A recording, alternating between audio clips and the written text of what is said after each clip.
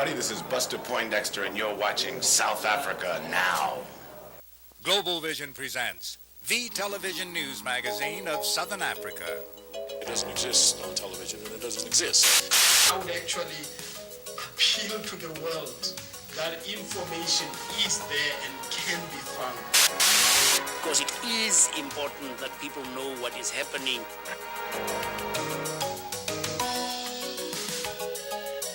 This week, South Africa Now presents these stories. Guerrilla video in the south of Africa.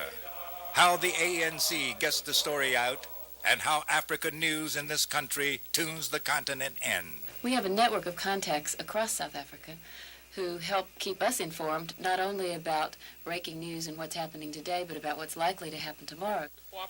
Lobbying Congress. We have an investigative report on the South African government trying to win friends and influence America. With all of the white South Africans that I encountered, when they found out that I was American, it was almost as that they all felt a sense of obligation to show me how reasonable they were. Get up, stand up, don't give up, louder! And in our culture section, a look back at Amnesty International's concert in Zimbabwe. Music with a message rocks the front line. I'd like to go to play in South Africa, but not when apartheid exists. I'd like to be invited by the South African people as a whole.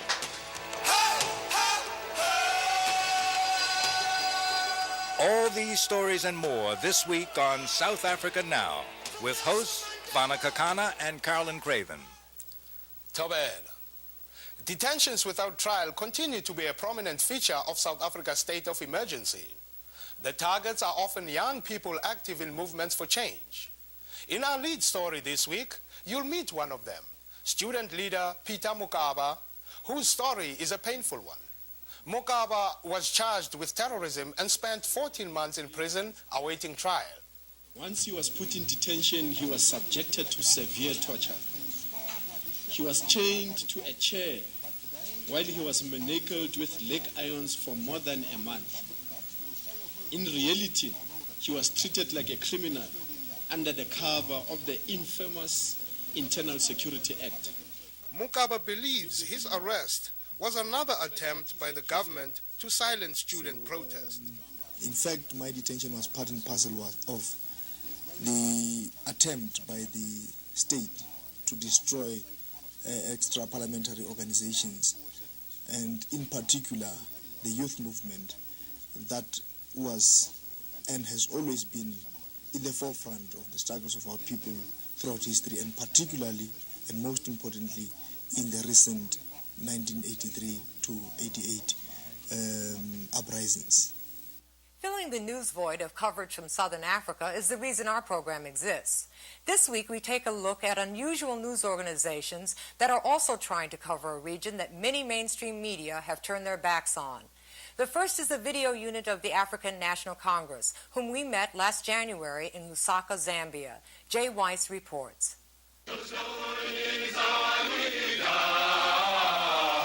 You may have heard the phrase guerrilla television, but this is real guerrilla television. This exclusive footage of African National Congress soldiers, seen here in exercises in Angola, was shot by their comrades, their video comrades. The ANC has joined the video revolution, and South Africa Now visited their facility in Lusaka, Zambia. We are a group of 6 comrades, and basically video unit is to cover events within the movement, inform our people about the events outside here, and also make contacts with filmmakers outside here. But the video unit doesn't only cover their armed struggle. They also produce segments on more peaceful projects as well. From fixing their cars in an ANC garage to taking care of their kids in this ANC kindergarten.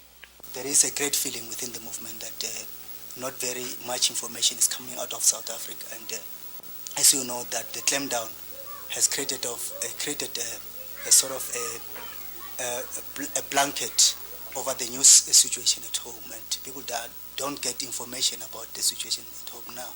And if getting the story out isn't hard enough, it's work that sometimes gets dangerous. a bomb was planted just in front of the gate. I think it blew up around 10 to 1 and just before lunch. And this type of thing can happen anytime, but we are confident that we are secured enough.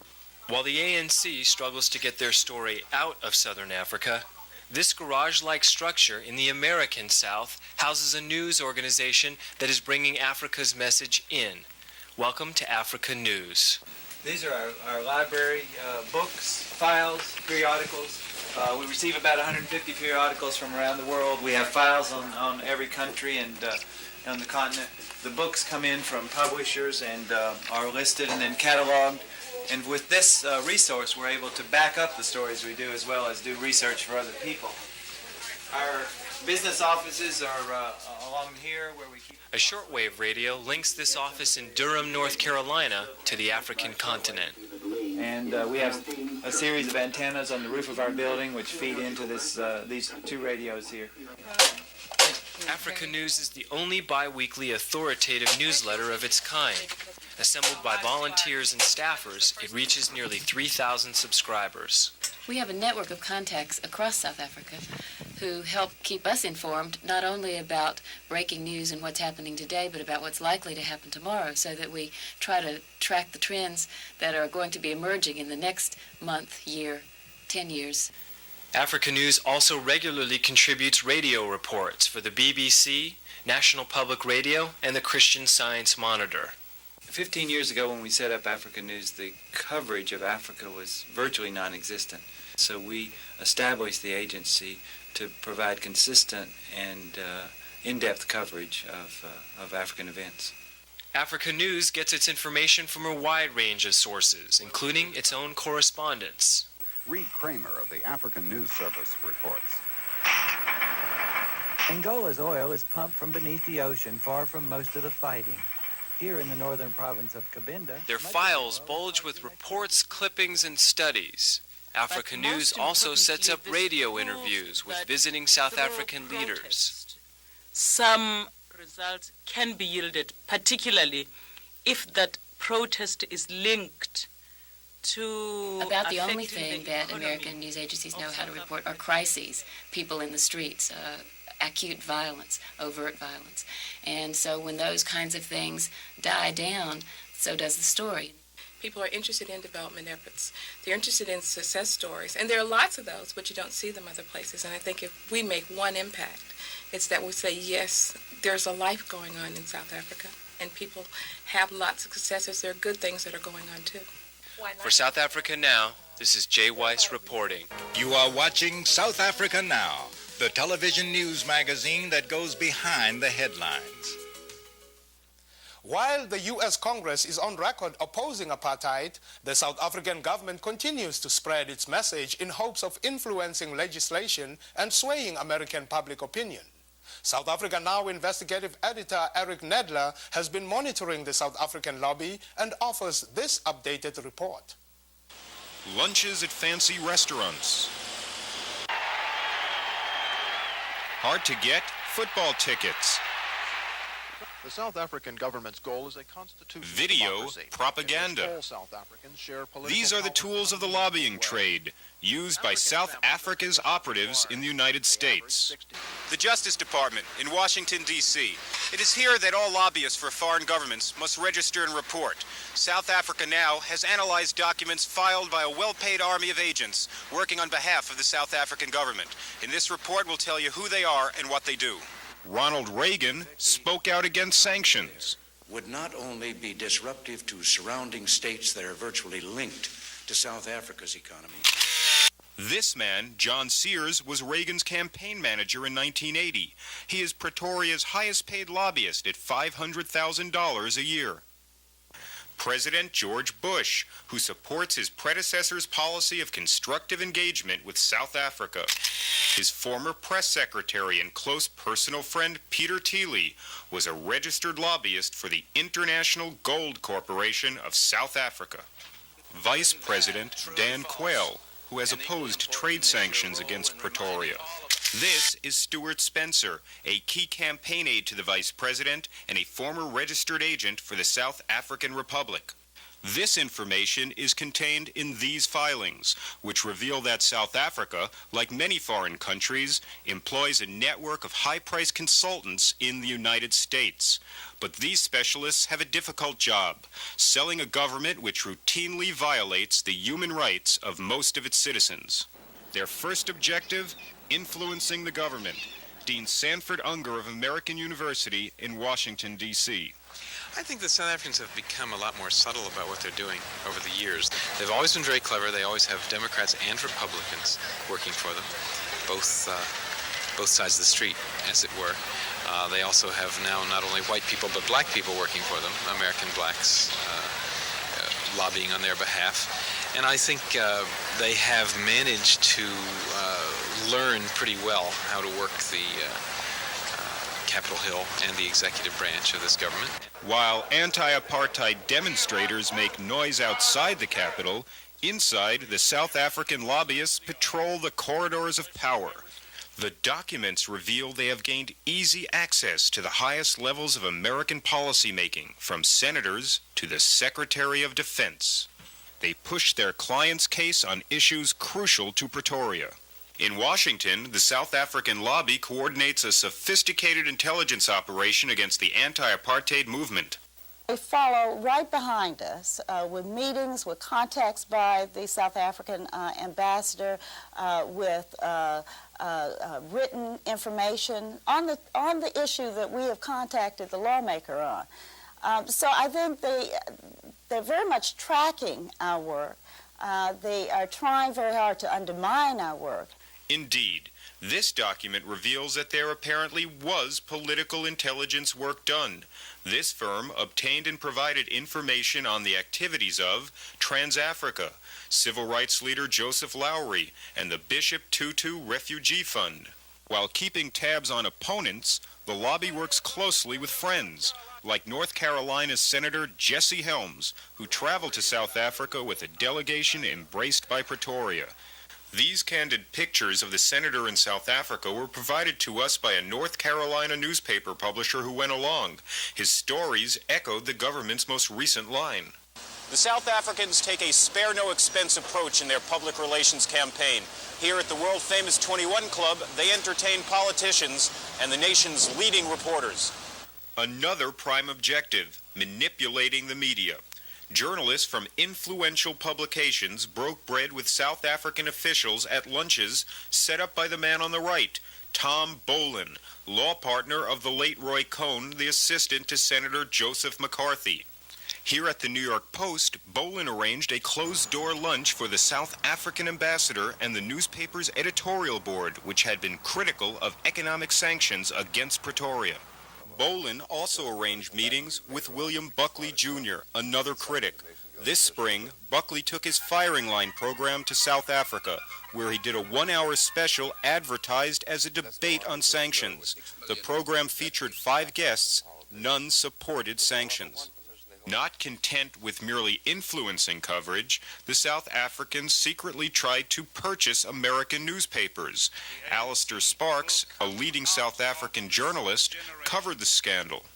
Well, in Washington, they used a front man here, John McGough, who owned the Panax newspaper chain, and they gave him $10 million to buy the Washington Star. He made his bid. He was outbid by time, and so he didn't get the Star. He then swanned off to Sacramento, and he bought the Sacramento Union. McGough was charged with failing to register as a South African agent, but Attorney General Ed Meese let the charges die. McGough popped up back in the news recently as a fat cat donor to the Republican Party. I don't know that in our investigations we ever got to the bottom of it all. We certainly dredged up a lot of it, but there was an enormous cover-up operation. And I think that a lot of those projects continued.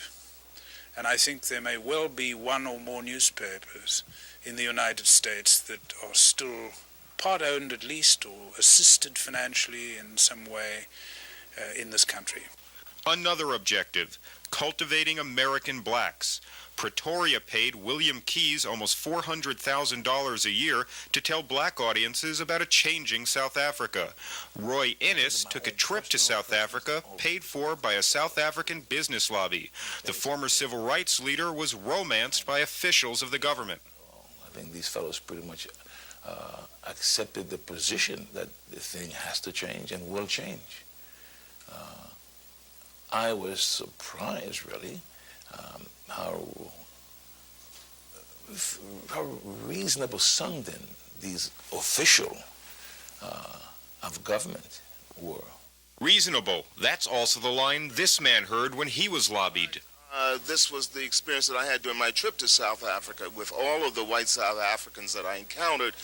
When they found out that I was American, it was almost as that they all felt a sense of obligation to show me how reasonable they were. And that's the pitch the South African lobby is making to Americans today. But again, it's not new. It's just a little more subtle and perhaps a little more extensive than it used to be. You're watching South Africa Now. Coming up next, our culture segment, featuring the best music, film, drama, and artistic expression from Southern Africa.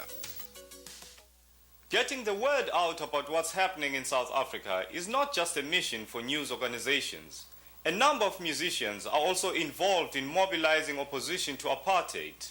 Last fall, some of the world's best-known artists toured for Amnesty International, which included a stop in Harare, the capital of Zimbabwe. Thanks to the Reebok Human Rights Foundation, we obtained this news footage that we are sharing once again. Independence Day 1980. The British flag gives way to an independent Zimbabwe. Leading the celebration, Jamaica's Bob Marley. Every man got the right to his right.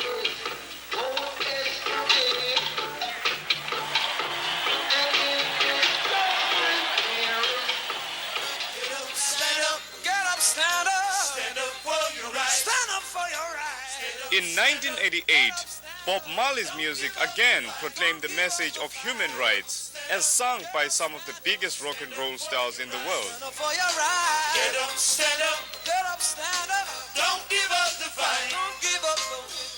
Most people say a great God will come from the sky, take away everything and make everybody be high. But if you know what life is worth, you will look to yours on earth, and now he sees the light. Stand up for your right. Get up, stand up, get up, stand up. Stand up for your right. Stand up for your right. Get up, stand up, get up, stand up. Don't give up the fight. Get up, stand up. Stand up for your right. Get up, stand up. Don't give up the fight. Well, we're sick and tired of the schism game. Die and go to heaven in Jesus' name. Cause we know and we understand that a mighty God is a living man. He's so big to so time. We are celebrating the unity of art and history. Welcome to Zimbabwe. I'm very pleased to be here in Africa, and particularly in Zimbabwe, where you have shown the world an example of victory over oppression, and I hope that will help speed about change in South Africa and get rid of the filthy apartheid system once and for all. Thank you. I'd like to go to play in South Africa, but not when apartheid exists. I'd like to be invited by the South African people as a whole. The tour does deal with specifics in the sense that we're asking individuals to take responsibility for themselves and for the world that they live in. I find the system of apartheid abhorrent. I think it's simply a form of modern-day slavery. Anything less than full participation of all the people in the government and in the sharing of the wealth of the country is a crime. Thousands of white South Africans crossed the border to see the show, and for many, to see a multiracial society for the first time. They'd expected kind of something which they'd been fed for over the last 20 years or so, and to come and see something else, I think, opened their eyes a little. Hopefully, that's what I've been told. South Africa should be looking at countries like this. You see that, people of all races can live together in peace and harmony, no sweat.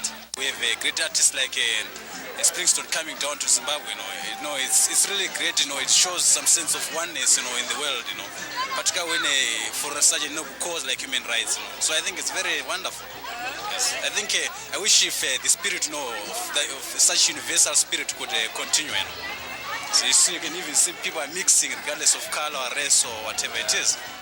Backstage, many of the musicians discuss very personal issues of identity. It's an incredible shot in the arm to come here and to see, so many black people, to see like the majority of, of people, black people doing all different kinds of things, not just black people doing this job and that job, but black people doing that job and being the president. It's an incredible, it's like we all need to have something like that to look to. Today was the first time I cried at a rock and roll concert that I can remember, to see the sea of darkness. It was just so wonderful to know that you're part of something that has been here before time. It's just this blackness has been, it all came from the dark, as life as we know it now. The rhythms, music, it all started here, and then to be a part of it, coming back, or coming here. I say coming back because I feel like I did come from here, although this is the first time in this physical life that I have been here. But it's part of every black man's culture, every black man's heritage, As black people that go back to Africa, it's like going home. But I really feel it's the same for everybody. I think this is like the womb of the planet, the jungles and the rivers. And for me, it seems like coming home, I think we all come from this. Yeah, well, not many people know what you know, though. What you're just saying, do you know how many... You can go to jail for saying what you just said. I'd like to introduce Ilonga and Comrade Cheeks. Artists like Bruce Springsteen shared the stage with one of Zimbabwe's hottest groups.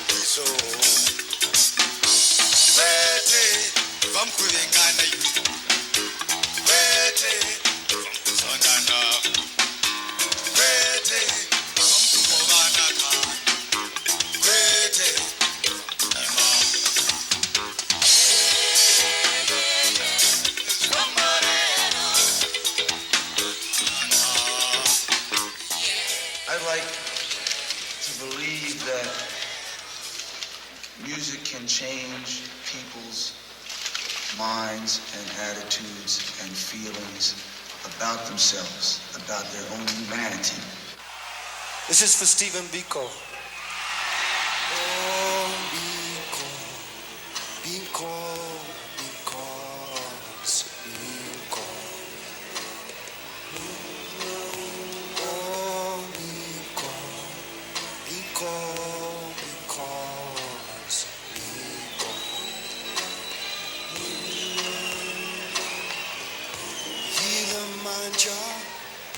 Yilamaja, the man is dead, the man is dead.